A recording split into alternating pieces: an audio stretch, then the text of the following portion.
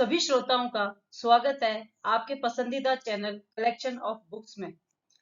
जैसा कि आप सभी जानते हैं, इस चैनल में हम आपको विभिन्न प्रकार की किताबें पढ़कर सुनाएंगे।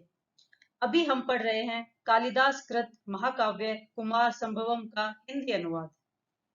हम विराज द्वारा किया हुआ हिंदी रूपांतरण पढ़ रहे हैं। हमने कुमार संभव का भाग 1, 2, 3, 4 व 5 के वीडियो पहले ही बना दिए हैं, जिन्हें आप डिस्क्रिप्शन बॉक्स में जाकर देख सकते हैं। आज हम भाग 6 व 7 आपको सुनाने वाले हैं, तो जल्दी से चैनल को सब्सक्राइब करके मुझे सपोर्ट कीजिए और प्लीज चैनल को लाइक कीजिए। तो शुरू करते हैं छठा सर्ग यानी छठा भाग। इसके पश्चात पार्वती ने अपनी सखी द्वारा विश्वरूप महादेव से यह कहलवाया कि मेरा दान मेरे पिता पर्वतराज ही कर सकते हैं, आप उन्हें मना लीजिए। सखी के द्वारा संदेश कहलवाकर पार्वती अपने प्रिय महादेव के प्रेम में उसी प्रकार मग्न हो गई जैसे आम्र वृक्ष की डाल कोयल के द्वारा वसंत के पास संदेश भिजवाकर खिल उठती है। महादेव ने इस बात को स्वीकार कर लिया और जैसे तैसे उन्होंने पार्वती को विदा दी। इसके पश्चात उन्होंने सातों ज्योतिर्मय ऋषियों का स्मरण किया। वे सप्त ऋषि अपने प्रभा मंडल से आकाश को दैदीप्यमान करते हुए अरुंधति समेत अविलंब ही महादेव के सम्मुख आकर प्रकट हुए। उन सप्त ऋषियों ने उस आकाश गंगा के जल में स्नान किया था, जिसके किनारे पर खड़े हुए मंदार वृक्षों के पुष्प गिर गिरकर उसकी तरंगों में बहते रहते हैं और जिसका जल दिग्गजों के मध्य की सुगंध से सुवासित रहता है। उन ऋषियों ने मोतियों के यज्ञोपवीत धारण किए हुए थे और सुनहले वलकल वस्त्र पहने थे। उनके पास रत्नों से बनी रुद्राक्ष की मालाएं थी। ऐसा प्रतीत होता था मानो कल्प वृक्षों ने ही संन्यास ले लिया हो। सूर्य भी जब इन सब ऋषियों के पास से गुजरता है तो वह अपने घोड़े को नीचे ही खड़ा कर देता है, फिर अपने रथ की ध्वजा उतार कर विनय पूर्वक ऊपर की ओर देखता हुआ इन ऋषियों को प्रणाम किया करता है। सप्त ऋषि प्रलय काल में भी महावराह द्वारा उभार कर अपने दांतों पर रखी हुई पृथ्वी के साथ साथ महावराह के दांतों पर ही विश्राम किया करते हैं। ब्रह्मा के उपरांत शेष संसार का निर्माण इन्हीं सप्त ऋषियों ने किया था, इसलिए पुराविद लोग इन्हें प्राचीन विधाता भी कहा करते हैं। ये सप्त ऋषि अपने पूर्व जन्म में किए पुण्य कर्मों का और तप के फलों का उपभोग कर रहे हैं, फिर भी इस समय भी तपस्या में लगे रहते हैं। उनके बीच साध्वी अरुंधति पति के चरणों की ओर आंखें लगाए ऐसी सुशोभित हो रही थी मानो साक्षात तपस्या की सिद्धि ही हो। महादेव ने उन सबको बिना किसी भेदभाव के एक ही दृष्टि से देखा, क्योंकि महात्मा लोग स्त्री और पुरुष का बहुत भेद नहीं करते, वे तो उनके चरित्र को ही महत्व देते हैं।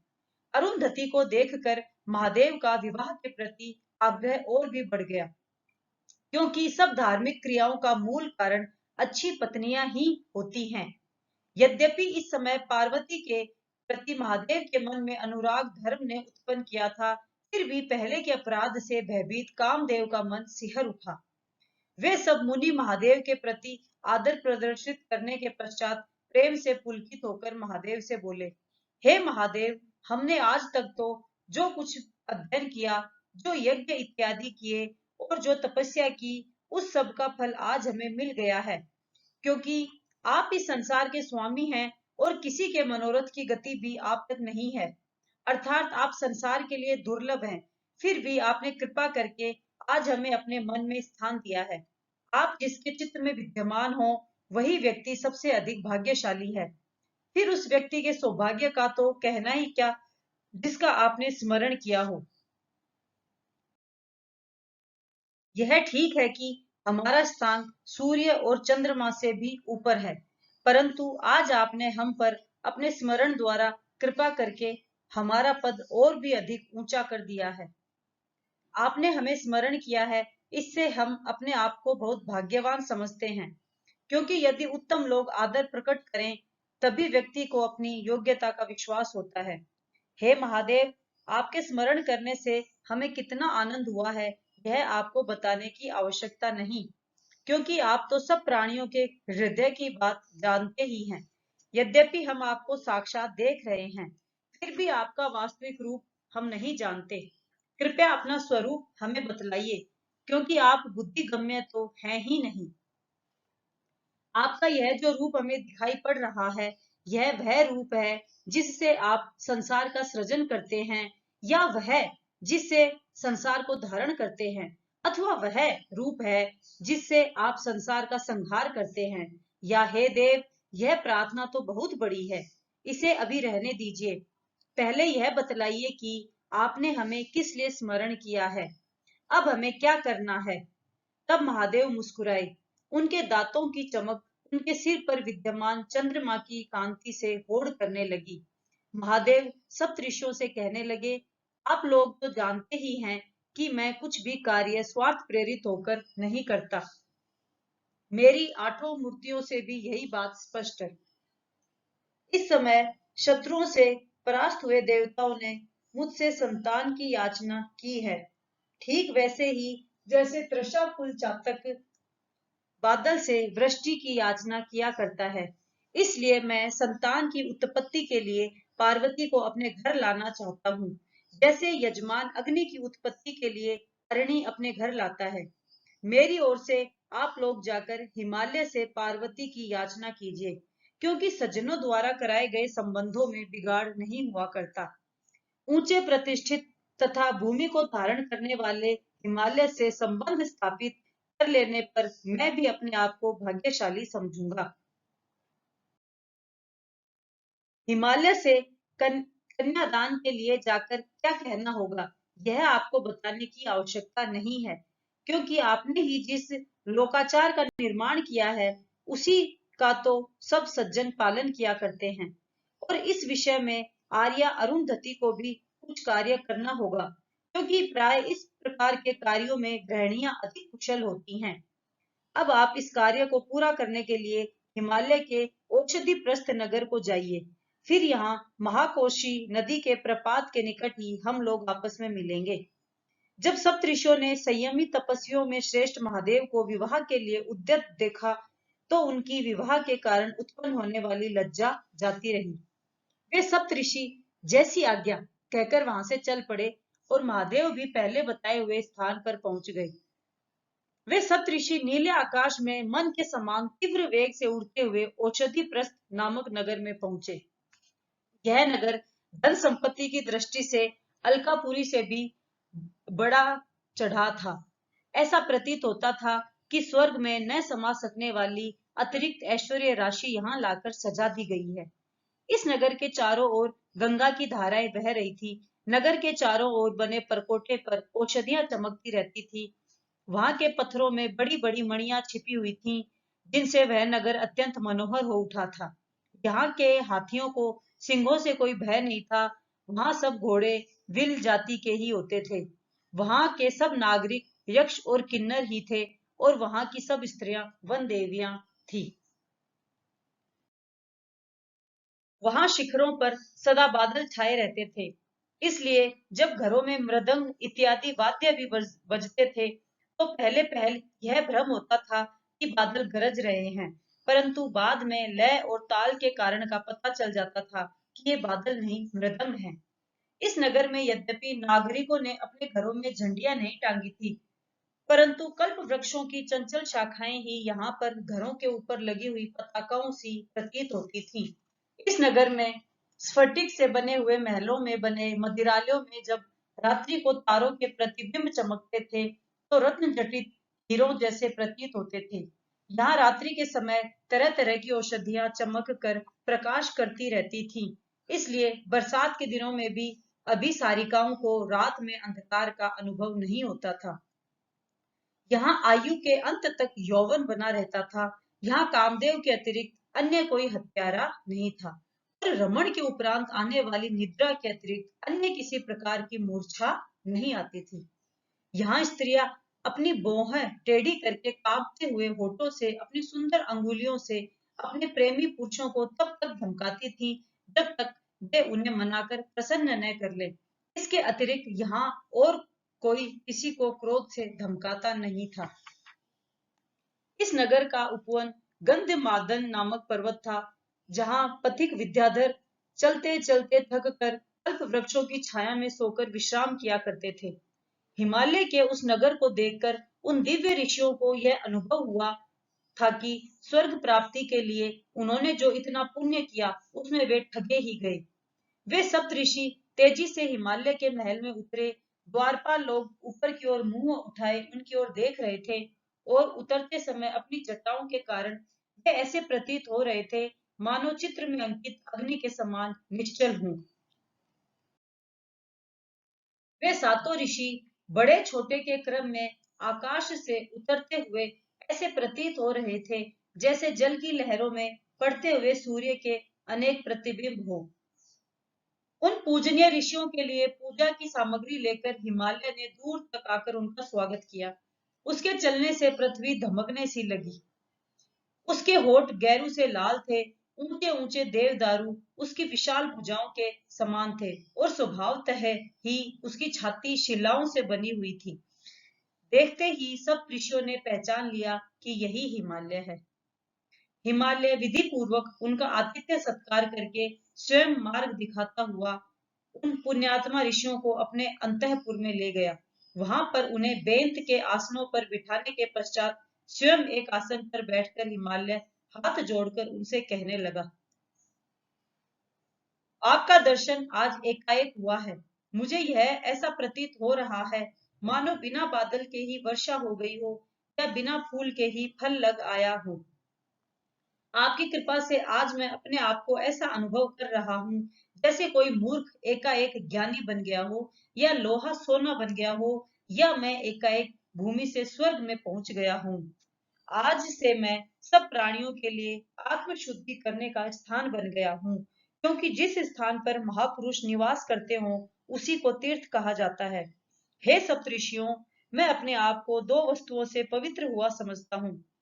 एक तो अपने सिर पर गिरने वाली गंगा की धारा से और दूसरे आपके चरणों को धोने के बाद बचे हुए जल से।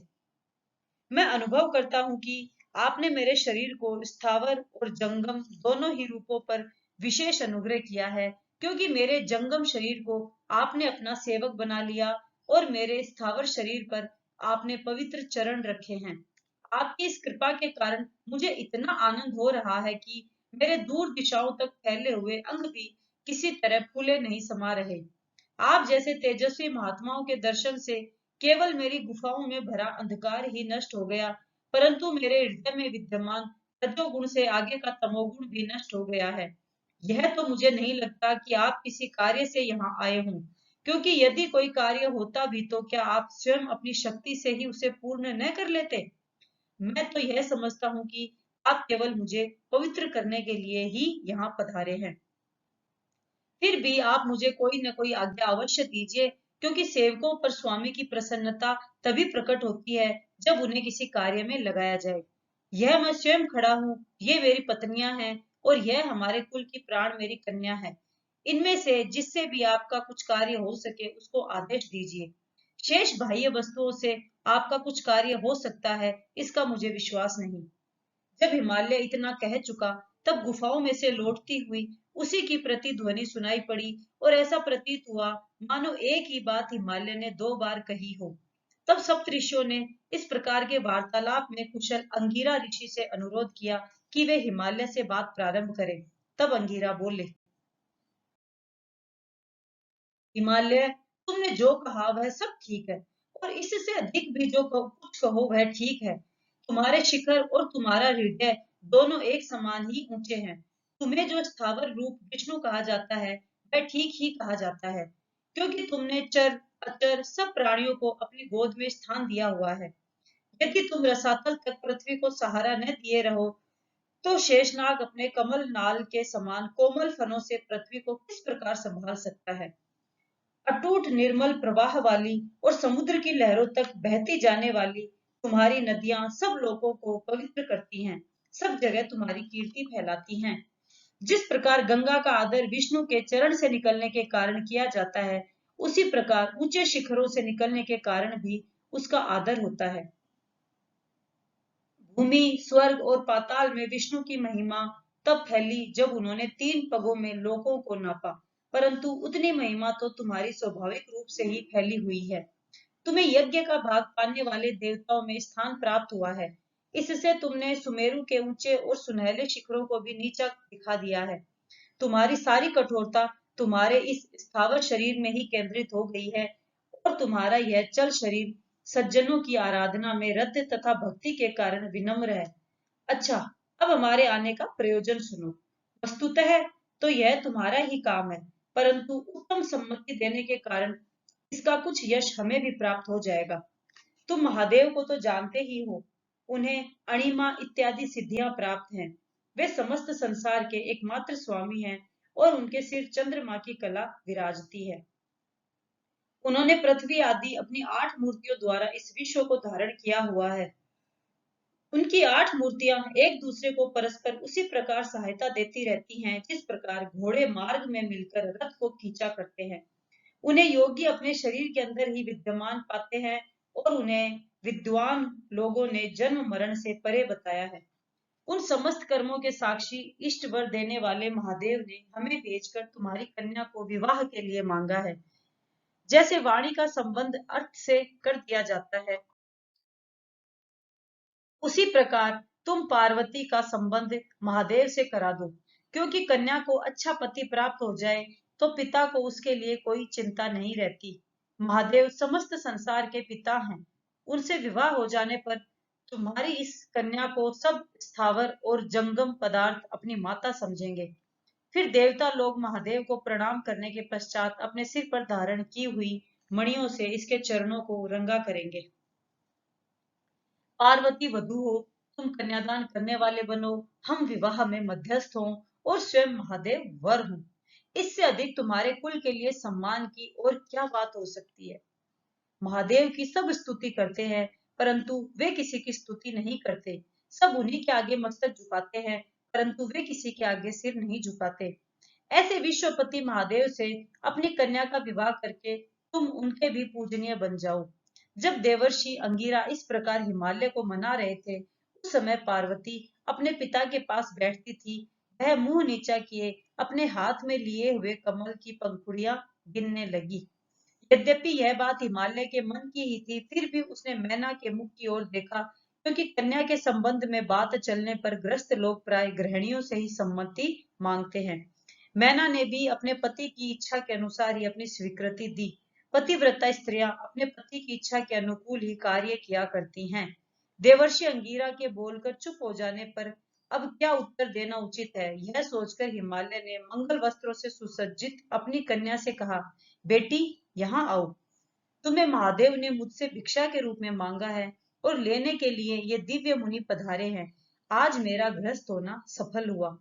पुत्री से इतना कहकर हिमालय ने सप्त ऋषियों से कहा, यह महादेव की पत्नी आपको नमस्कार करती है। अभिष्ट कार्य की सिद्धि को सूचित करने वाली हिमालय की इस वाणी से सप्त ऋषि बहुत प्रसन्न हुए और उन्होंने पार्वती को ऐसे अनेक आशीर्वाद दिए जिनका सुफल तत्काल ही प्राप्त हो।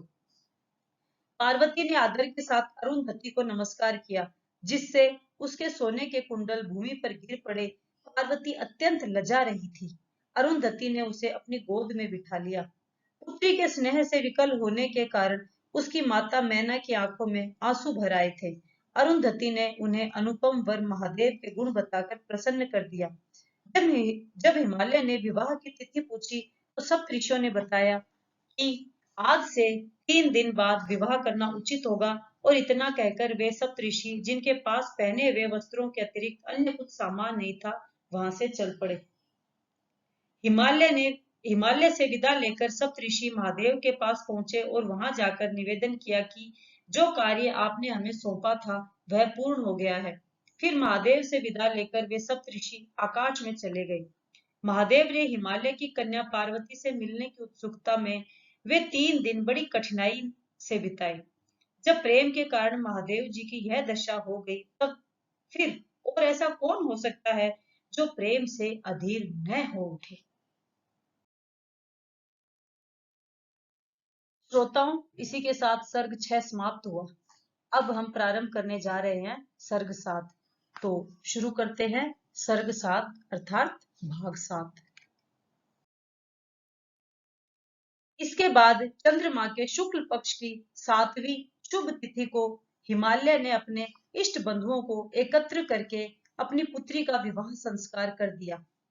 जब घर में विवाह के मांगलिक कार्य होने लगे तो सारा नगर हिमालय के प्रति प्रेम होने के कारण एक परिवार के समान होकर उसके अंतःपुर में आ गया और घर के अंदर स्त्रियां दल बनाकर आवश्यक कार्य में जुट गई।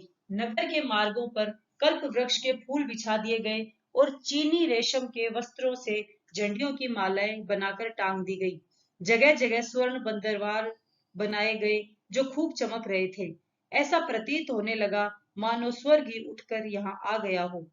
यद्यपि हिमालय के अनेक पुत्र थे, फिर भी वह अकेली कन्या उमा विवाह का समय निकट आ जाने से माता को ऐसी प्यारी लगने लगी मानो बहुत समय बाद उसे देखा हो या वह जैसे मरकर फिर जी उठी हो। पार्वती को सभी संबंधियों ने बारी बारी से अपनी गोद में लिया, उसे अनेक प्रकार के आशीर्वाद दिए और एक से बढ़कर एक आभूषण उसे प्रदान किए। यद्यपि उसके संबंधी अनेक थे, फिर भी ऐसा प्रतीत हुआ जैसे हिमालय के सारे कुटुंब का स्नेह पार्वती में एक जगह आकर केंद्रित हो गया हो। सूर्योदय से 3 मुहूर्त बाद उत्तरा फाल्गुनी नक्षत्र का चंद्रमा के साथ योग होने पर सौभाग्यवती और पुत्रवती स्त्रियों ने पार्वती का श्रृंगार करना प्रारंभ किया। पहले उनका दूब के अंकुरों तथा सरसों के दानों से श्रृंगार किया गया और फिर उसे नाभि तक रेशमी साड़ी पहनाई गई और उसमें एक बाण खोस दिया गया और इस प्रकार तेल इत्यादि लगाने का श्रृंगार पूर्ण हो गया।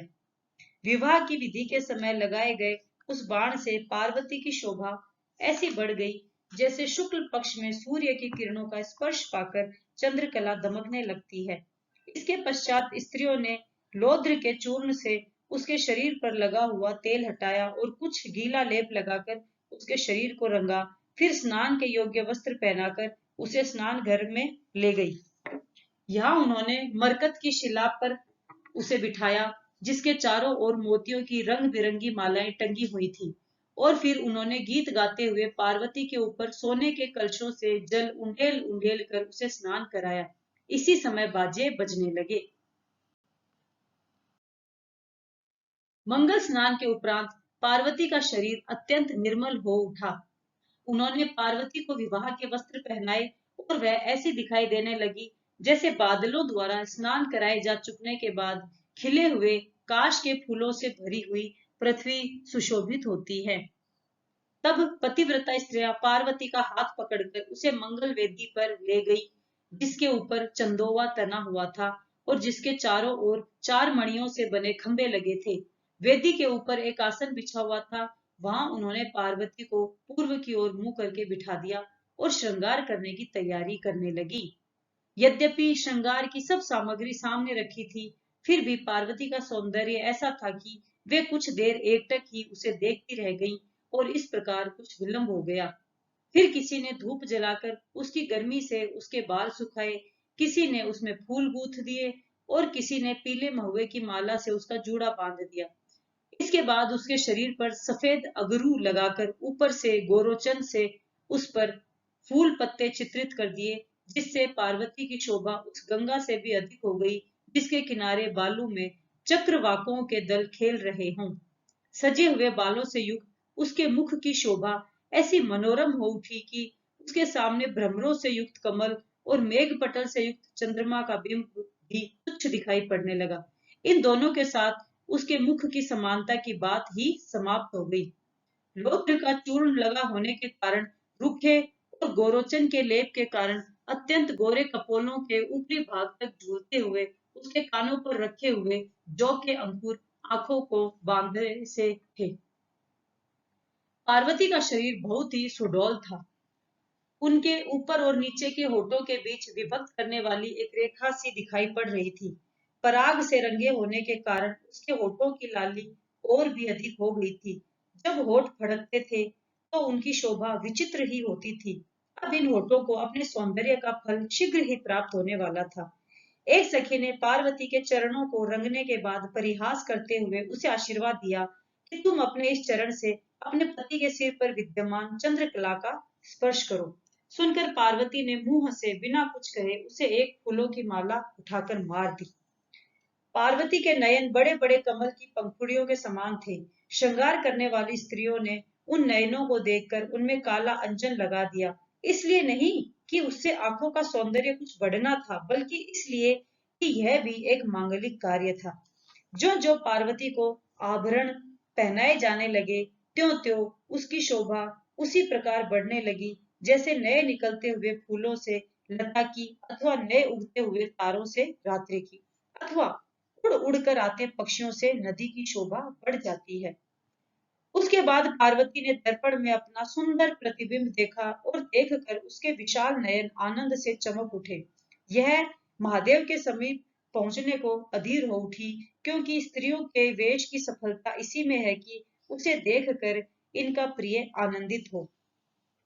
इसके पश्चात उसकी माता ने पार्वती के मुख को ऊपर उठाया, जिसके दोनों ओर कानों में कर्ण फूल लटक रहे थे, और अपनी 2 उंगलियों से गीले हरताल एवं मंसिल से अपनी पुत्री के माथे पर विवाह का तिलक लगा दिया। यह तिलक मानो मैना का अपना मनोरथ था, जो पहले पहल उस दिन उत्पन्न हुआ था, जिस दिन उमा के स्तन उभरने आरंभ हुए थे, और उसके पश्चात जो दिनों दिन बढ़ते ही गए थे। मैना की आंखों में आंसू भर आए, जिससे उसे दिखना बंद हो गया, और उसने ऊन का बना हुआ मंगलसूत्र उमा की बाह में कहीं का कहीं बांध दिया, जिसे धाय ने अपनी अंगुलियों से सरकाकर ठीक स्थान पर कर दिया। उसके बाद पार्वती नए रेशम के वस्त्र पहने दर्पण हाथ में लिए ऐसी प्रतीत होने लगी, मानो फेन पुंज से ढकी हुई क्षीर सागर की तरंग हो, या पूर्ण चंद्र से सुशोभित शरद ऋतु की रात हो। इसके पश्चात मैना की लोकाचार में कुशलता ने कुल देवताओं की पूजा करके अपने कुल की प्रतिष्ठा बढ़ाने वाली पार्वती से कुल देवताओं को नमस्कार करवाया, और फिर बारी बारी से पार्वती द्वारा सती स्त्रियों के पैर छुआए। उन्होंने सिर झुकाए खड़ी पार्वती को यह आशीर्वाद दिया कि तुम्हें अपने पति का अखंड प्रेम प्राप्त हो। परंतु बाद में उस पार्वती ने तो अपने पति के आधे शरीर पर ही अधिकार कर लिया, और इस प्रकार इष्ट बंधुओं के आशीर्वाद से भी आगे बढ़ गई।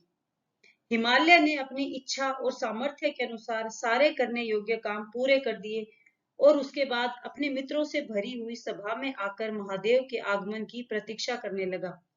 उसी समय कुबेर के पर्वत कैलाश पर सातों माताओं ने महादेव के सम्मुख सारी प्रसादन सामग्री ला रखी, जो महादेव के पहले विवाह में प्रयुक्त की गई थी। महादेव ने माताओं का आदर करने के लिए उस प्रसादन सामग्री को केवल छू भर दिया। वैसे तो केवल उनकी इच्छा भर से ही उनका स्वाभाविक वेश ही विवाह के योग्य वेश में परिवर्तित हो गया। चिता की भस्म ही सफेद अंगराग बन गई, कपाल ही सिर का सुंदर आभूषण बन गया, और गज चर्म ही सुंदर दुशाला बन गया, जिसके किनारों पर सुंदर चित्र बने थे। उसके मस्तक का चमकीला तीसरा नेत्र, जिसमें दीप्त पीले रंग की पुतली दिखाई पड़ा करती थी, इस विवाह के अवसर पर हरताल से लगाया गया पीला तिलक बन गया। महादेव के शरीर पर जहां जहां सांप लिपटे हुए थे, वे सब उसी स्थान पर धारण किए जाने वाले आभरण बन गए, परंतु उसका केवल शरीर ही परिवर्तित हुआ। उनके फनों पर विद्यमान रत्नों की चमक जैसी की तैसी बनी रही। महादेव के सिर पर चंद्रमा की कला विद्यमान ही थी, जिससे दिन में भी चमकीली किरणें निकलती थीं, और छोटी होने के कारण चंद्रमा का कलंक उसमें दिखाई नहीं पड़ता था। इसलिए महादेव को किसी अन्य चूड़ामणि की आवश्यकता ही न हुई। इस प्रकार समस्त संसार के रंगमंच का निर्माण करने वाले महादेव ने, जो सदा कुछ ना कुछ अद्भुत कार्य किया करते हैं, अपने प्रभाव से अपना रूप परिवर्तन करने के पश्चात पास खड़े हुए गण से तलवार लेकर उसमें अपना प्रतिबिंब देखा। फिर नंदी की बाह का सहारा लेकर वे अपने बैल पर चढ़ गए, जिसकी पीठ पर चीते की खाल बिछी थी। ऐसा प्रतीत होता था मानो शिव की भक्ति के कारण कैलाश ने ही अपने विशाल शरीर को संक्षिप्त करके बैल का रूप धारण कर लिया है। उनके पीछे पीछे सातों माताएं रथों पर बैठी हुई चल रही थी। रथों के हिलने से उनके कानों के आभूषण हिल रहे थे। उनके मुख प्रभा मंडल के कारण अत्यधिक गौर हो उठे थे। उन माताओं के मुखों से अंतरिक्ष पद्मों से भरे सरोवर की भांति सुशोभित हो उठा। उन माताओं के जिनकी आभा स्वर्ण के समान थी, पीछे कपालों के आभूषण पहने काली चल रही थी, जो बगुलों की पंक्ति से घिरी हुई तथा बिजली चमकाती हुई काली घटा के समान दिखाई पड़ रही थी। इसके पश्चात महादेव के आगे चलने वाले गणों ने मंगल वाद्य बजाए। वह वाद्यों की ध्वनि जाकर देवताओं के विमानों पर बने नुकीले शिखरों से टकराई और उसने देवताओं को सूचना दे दी कि इस समय महादेव की सेवा में उपस्थित होने का अवसर आ पहुंचा है।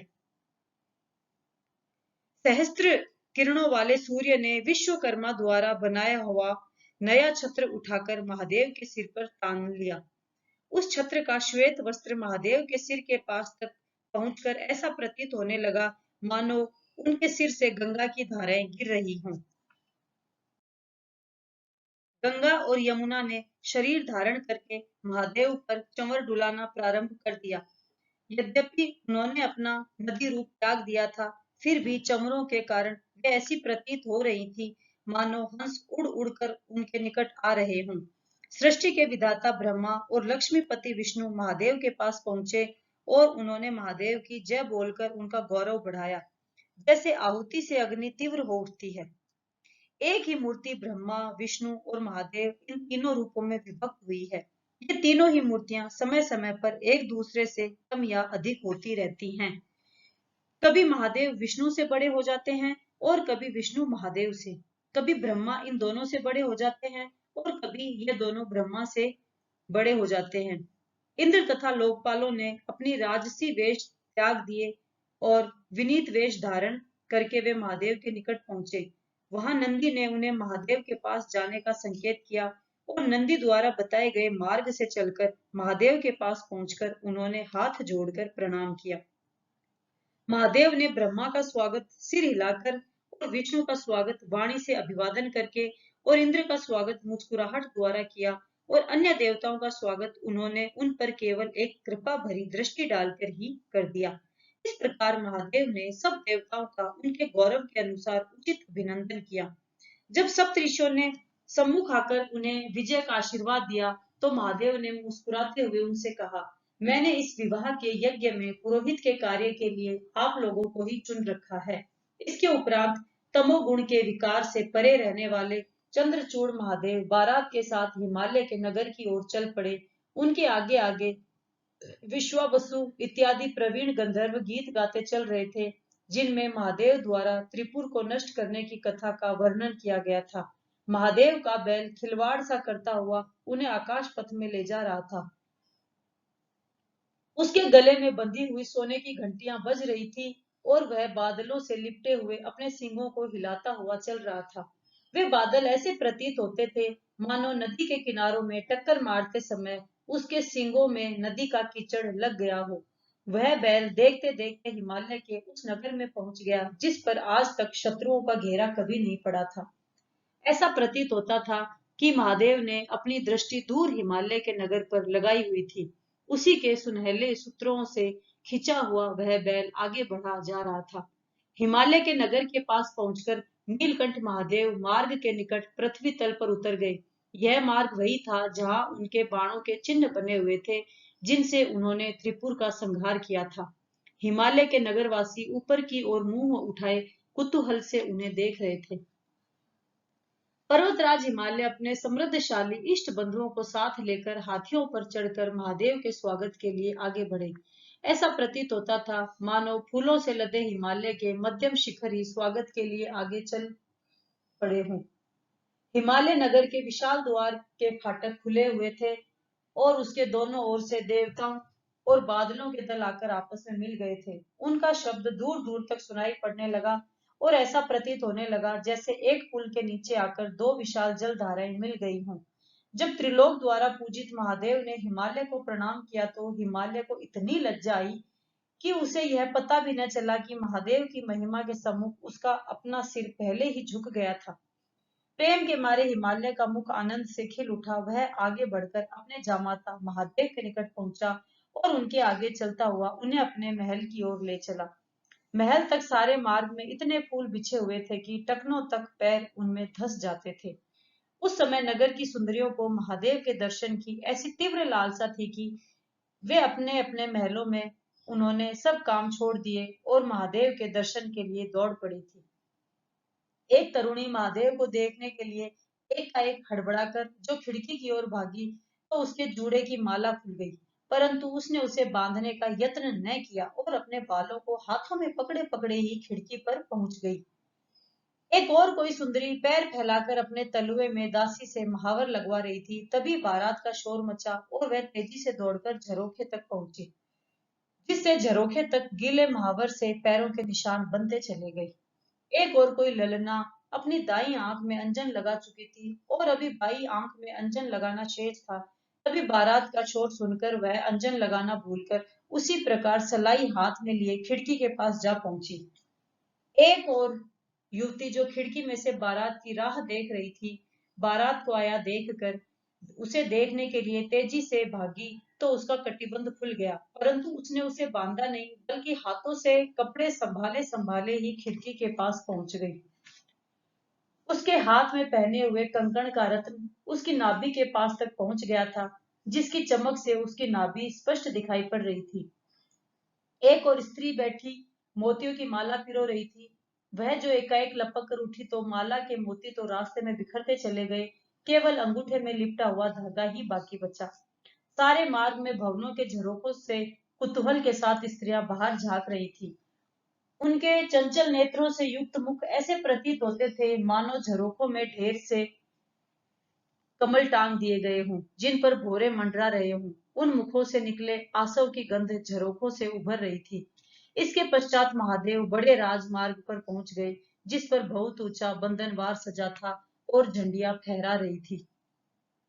दिन के समय भी महादेव ने अपने मस्तक पर विद्यमान चंद्रमा की चांदनी से उन महलों के शिखरों की शोभा चौगुनी कर दी थी।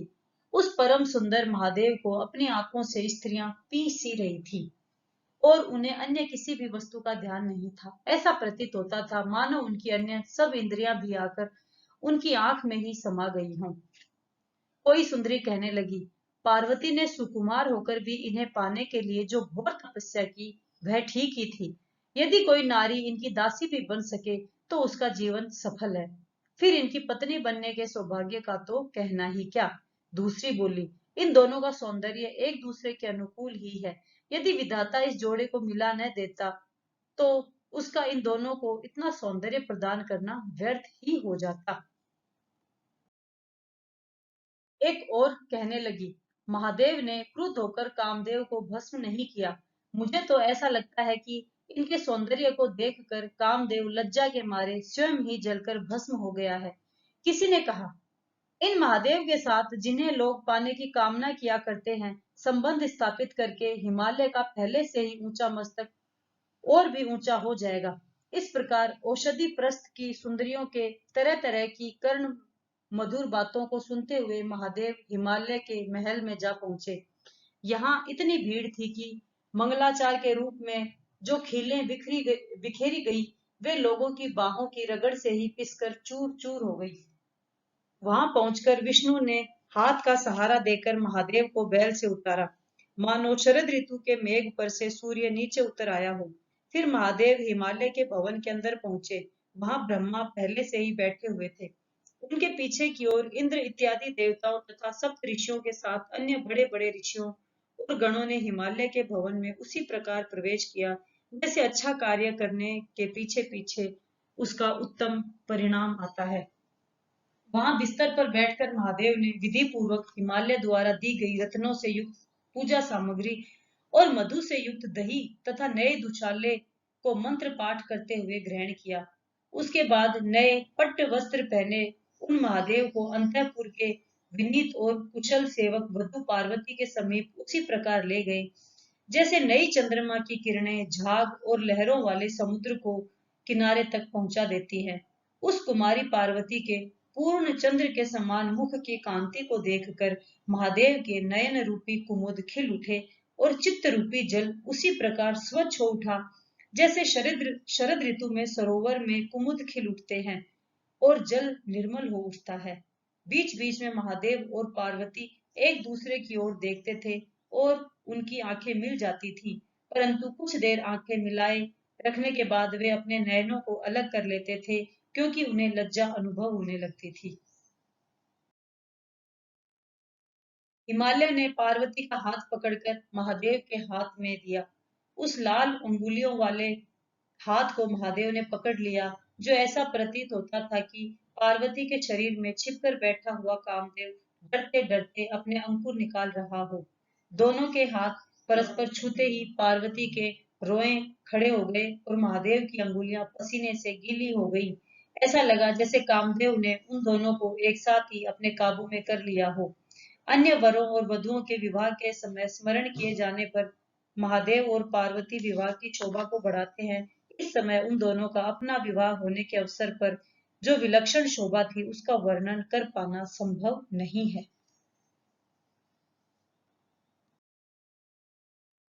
ऊंची ऊंची आग की लपटें उठ रही थी। उनके चारों ओर प्रदक्षिणा करता हुआ महादेव और पार्वती का वह जोड़ा ऐसा प्रतीत हो रहा था, मानो दिन और रात एक दूसरे के साथ जुड़े हुए मेरू पर्वत के चारों ओर चक्कर लगा रहे हों।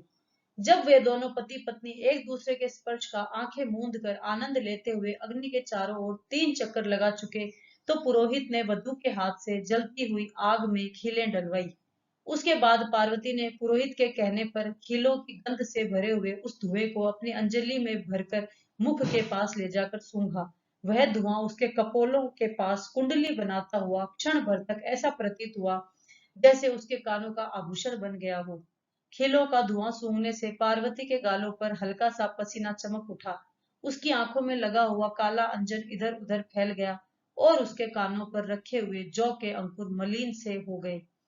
पुरोहित ने पार्वती से कहा, बेटी, यह अग्नि तुम्हारे इस विवाह का साक्षी है।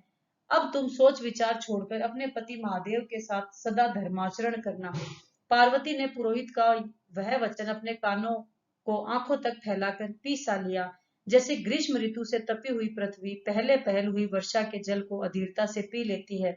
उसके पश्चात जब स्थिर चित्त महादेव ने पार्वती से धुएं का दर्शन करने के लिए कहा, तो उसने मुंह ऊपर की ओर उठाकर लज्जा से रूंधे हुए गले से जैसे तैसे इतना भर कहा, देख लिया।